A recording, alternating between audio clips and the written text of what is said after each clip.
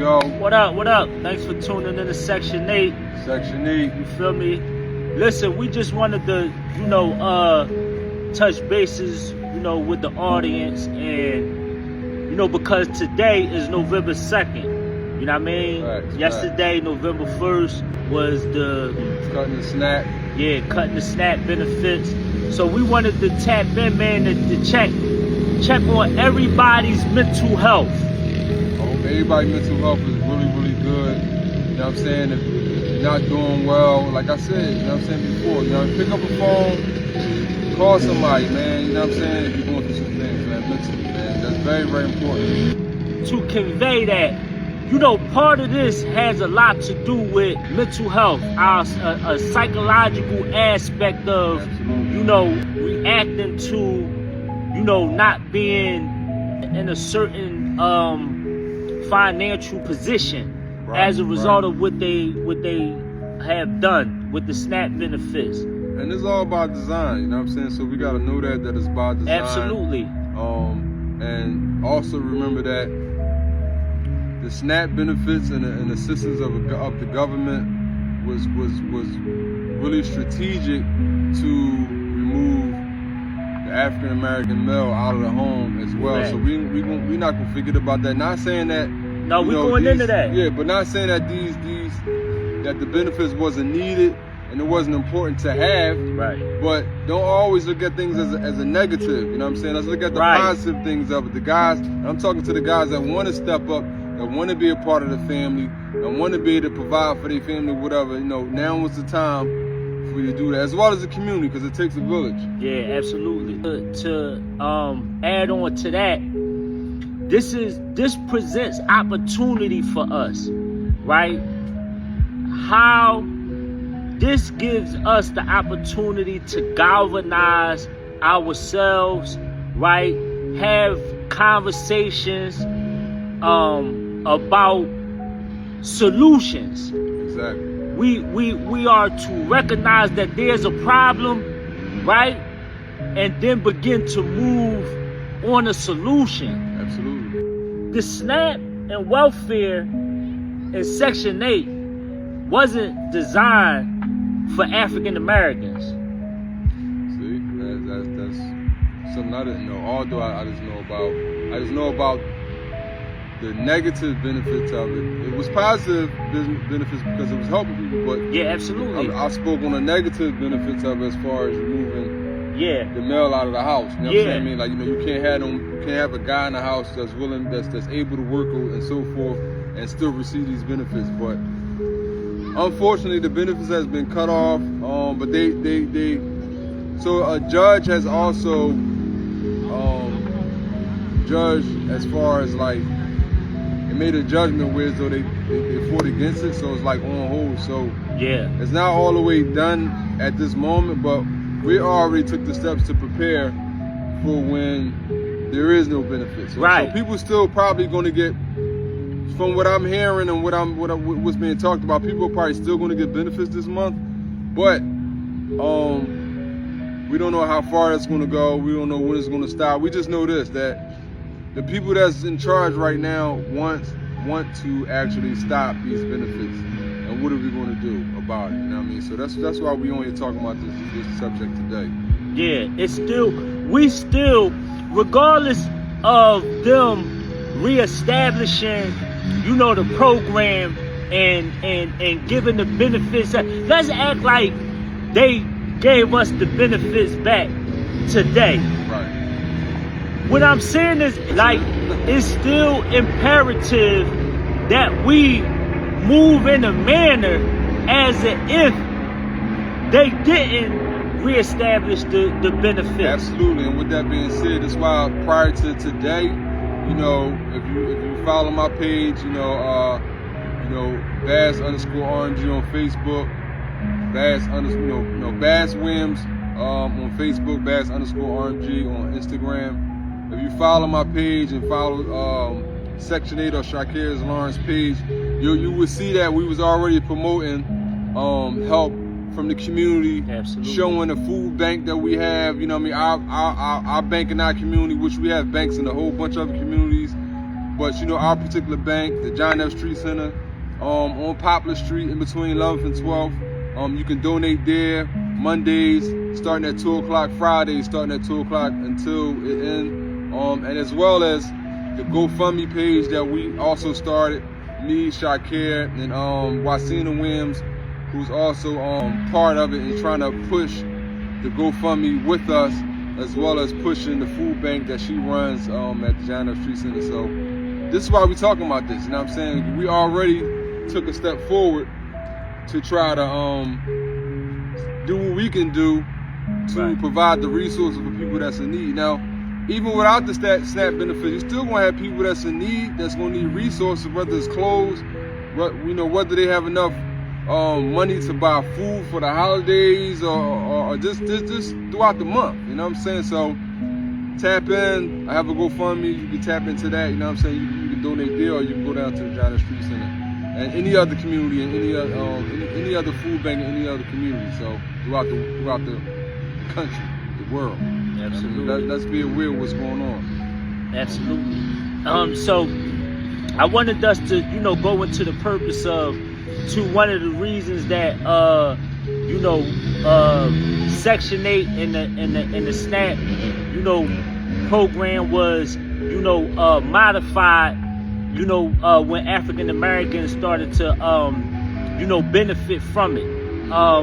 And this is what Baz was speaking about with part of African American women being able to sign up and benefit was in exchange for, the baby fathers, not to be,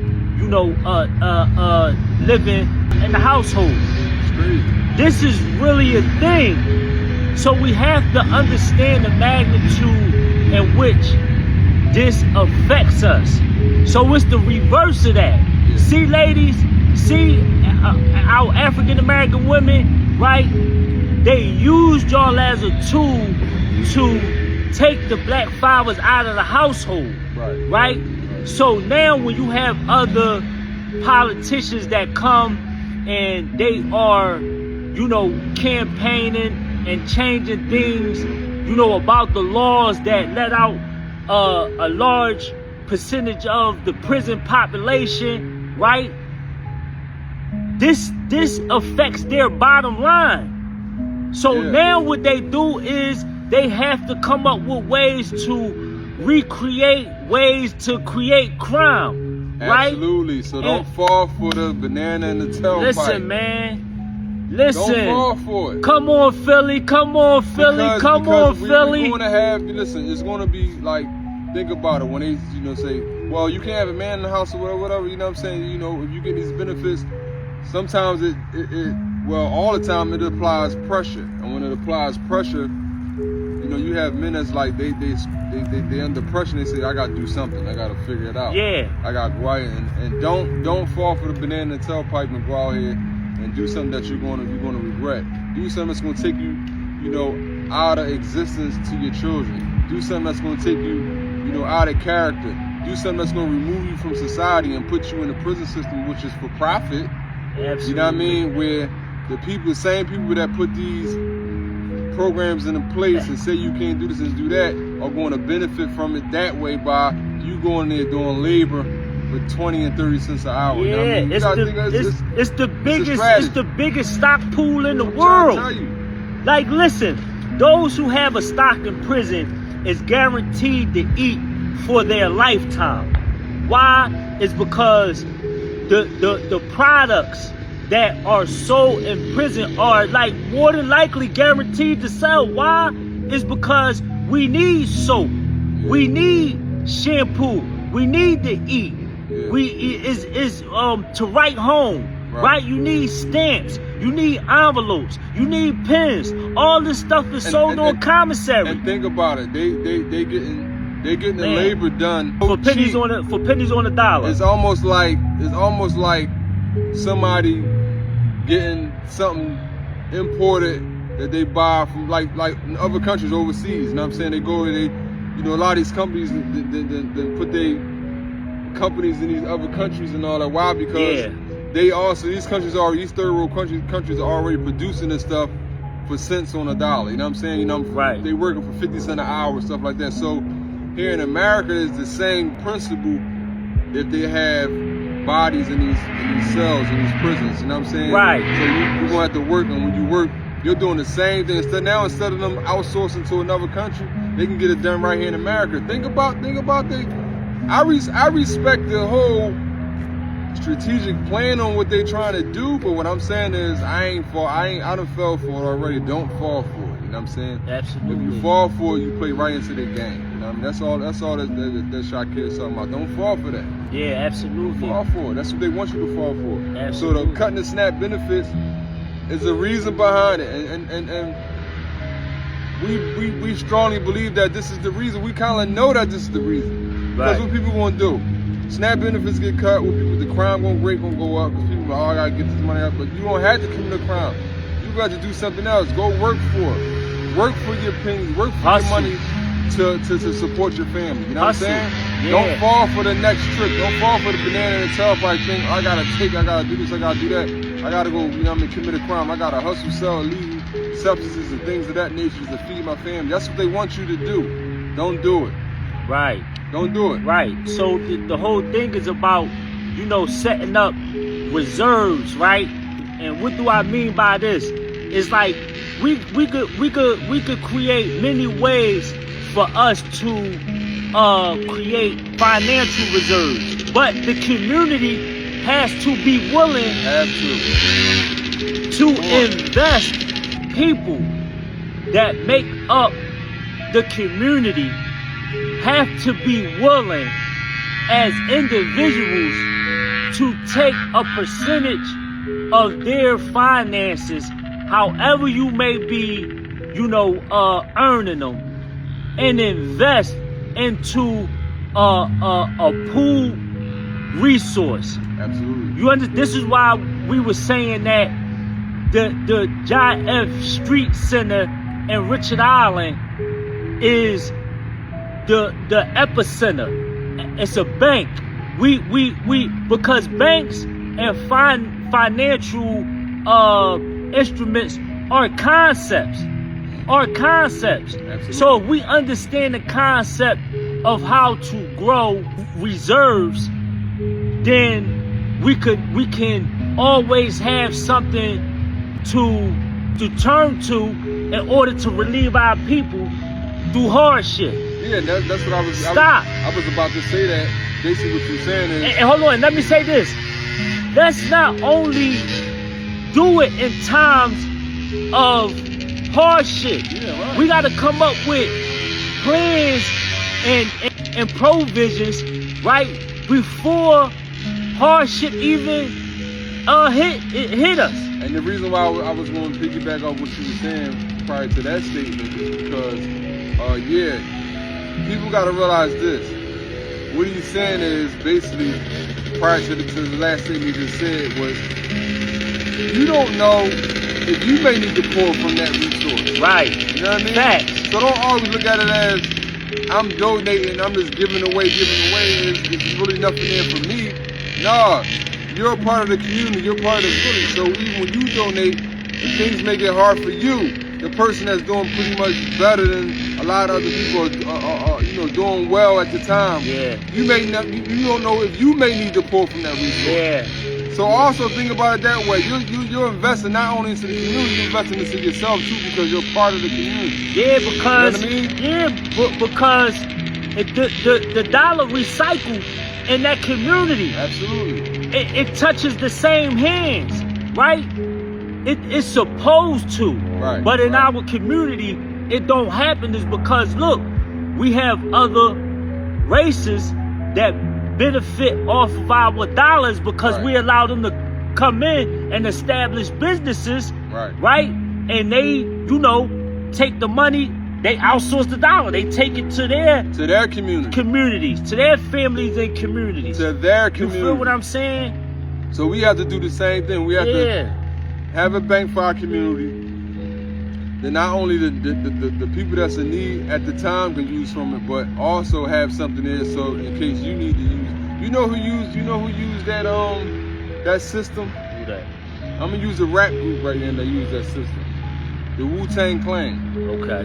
When the Wu-Tang Clan was started off when they was doing it, and it's something that, you know, RZA had put together, and you know, I don't know exactly how they did it or whatever, but I heard bits and pieces of it, and I know it was factual.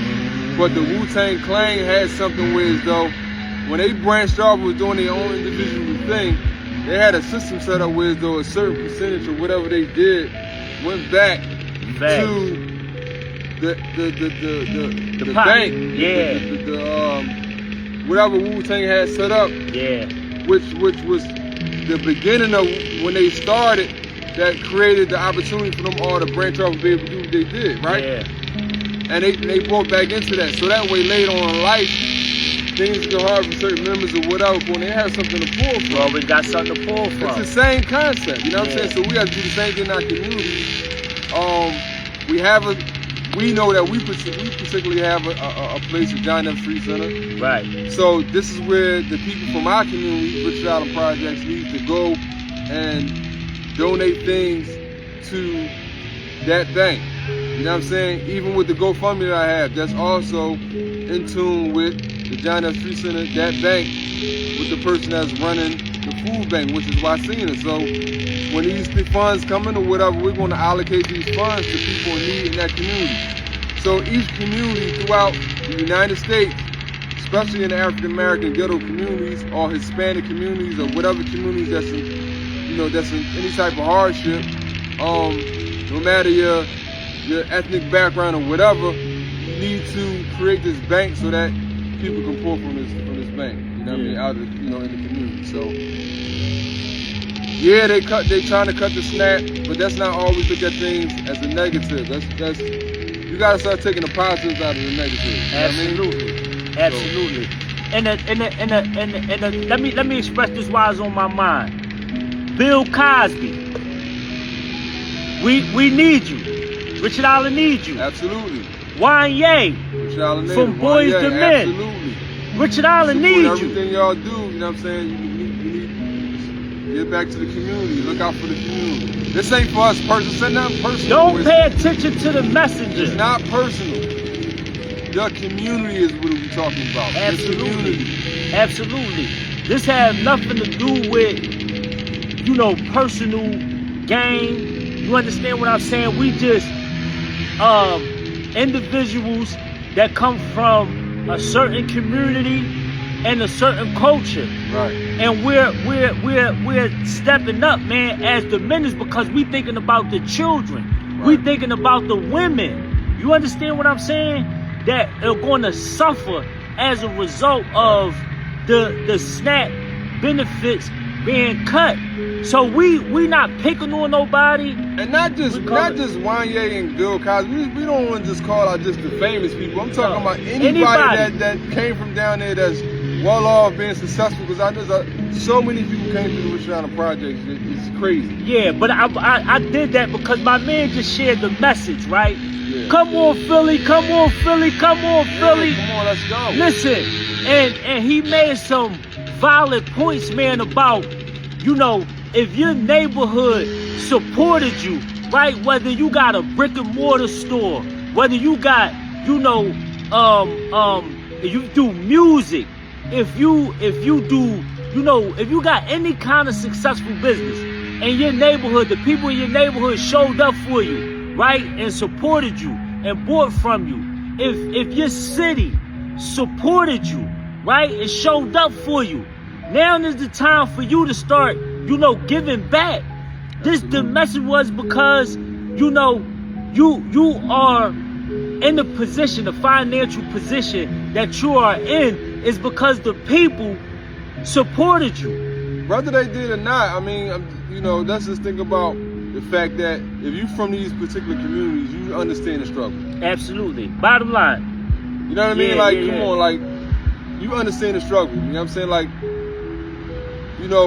There are people that, that had syrup sandwiches and all that. You know what I mean? Sugar water because we ain't had no Kool-Aid. You came from this era. You came from these type of things. And anything that I'm missing out, people understand what I'm saying. When I say the struggle is real. Yeah. You know what I'm saying? You had 3-4 pairs of pants that you rotated out the week going to school. So you know the struggle. You from these communities, you know the struggle.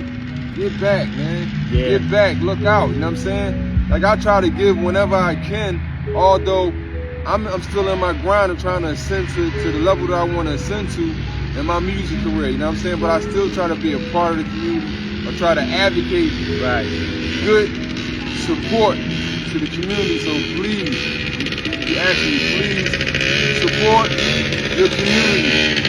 Donate to your community. Just because we're talking about the neighborhood and community where we from, this don't exclude us from helping out other communities. It's because I don't live down Richard Island no more. I'm in another community. You understand what I'm saying? So what I do is my finances, you know, if I could bring some food, I'm gonna take it down to Richard Island, but the other neighborhood where I go shopping at for food, for clothes, you know, I'm supporting their community.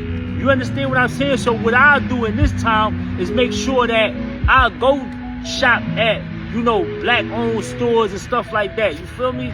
To contribute. You know what I mean? So we just gotta show up in these ways, man, to understand, man. It's important. Pool resources, man. It's important. Pulling our resources together, man. Right? And creating, I'ma use the term insurance policies, right? And I'm using this is because we could come together, you know, as a community, as a people, right? In the community center, right? The epicenter of any community. And we can all discuss how we can contribute. And we do these things, we put people in the position that are trustworthy. Absolutely. That has the you know, like they say on a financial note, in God we trust, right? And the people you gotta trust too. It's all about having the proper people in place to, you know, to be entrusted with the money, the reserves. You understand what I'm saying? So these is what the meetings are for, man, so we can appoint the necessary people to put them into places, man, to make sure that these things happen efficiently. Absolutely. And two, let me not forget this. In my book, How the Game Begin. Get that book. Right? What you waiting on? I speak to these issues. Absolutely. Yes, you do. And particularly, I personally read it. In chapter 20, 21, and 22. I break the whole thing down. Sure did. I break the whole thing down. Sure did. I ain't lying. Sure Check it out. Go get it, man. I was surprised reading how the game began. Yeah. How strategically it was put together. How properly the transitions was from one chapter to the next. Yeah. It was very impressive. And I'm telling you, people that's looking at this, go out and read that book. Don't judge a book by its cover because of just the people who's manifesting these things. Yeah. Don't look at that. Don't read the book. You will be very, very surprised on how properly this book was put together. We have to stop paying attention to the messages. Yeah. Don't do that. Get the message. Read that book. How the Game Begin, I'm telling you. And to the young boys, if you go out there and get this book and read it, I said this before though. If y'all go out there and read this book, you probably wouldn't want to play the game because a lot of us, we talked about that the last. Yeah, absolutely. The last talk segment we have about people learning the rules of the game on the back end. Yeah. It talks about that too. Yeah. So so many pointers that are put together. It's a bird's eye view and the insight on the strategy. Yeah. That was put together by those in power.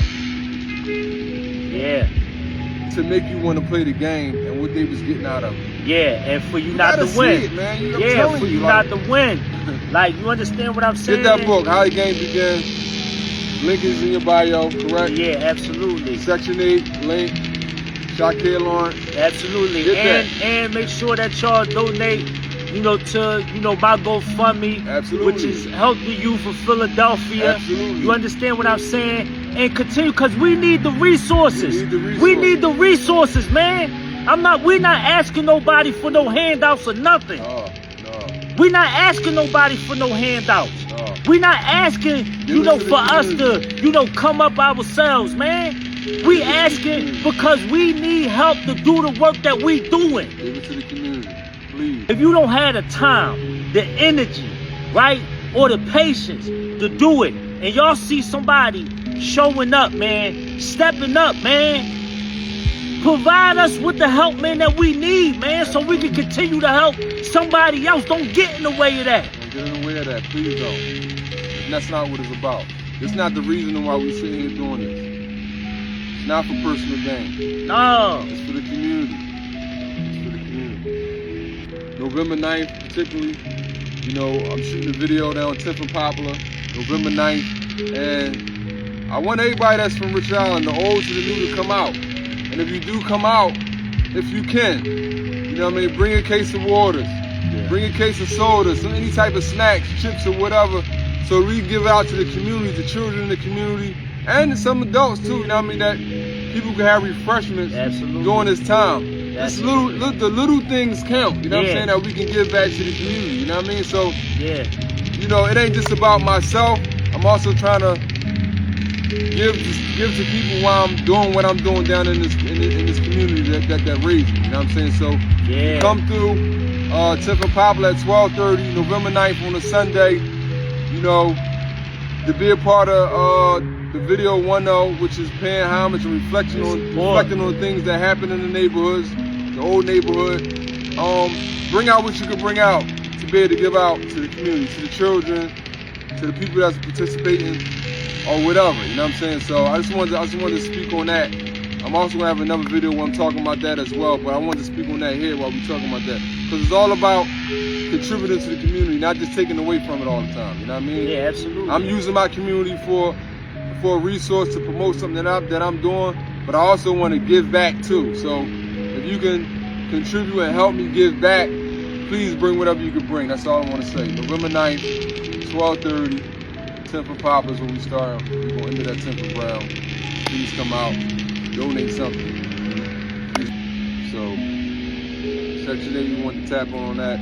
Like I said, November 9th, pop out. If you're not familiar with my music, go to my link in my bio, b.a.s.s.williams. Facebook, Instagram, b.a.s.s.rng. Get familiar. And the people that come to the video shoot, I will be giving out digital copies of my album that you can get. But that's a whole nother thing. But we still gonna talk about and push what we talking about as far as support the community, invest into the bank in the community, support the people. That's what it's about. The better I do in life, the more I'm gonna give to the community. That's just in my heart. I can't change that. That's how I feel. I want you to feel the same way. Please do. Please donate. Let's talk about it.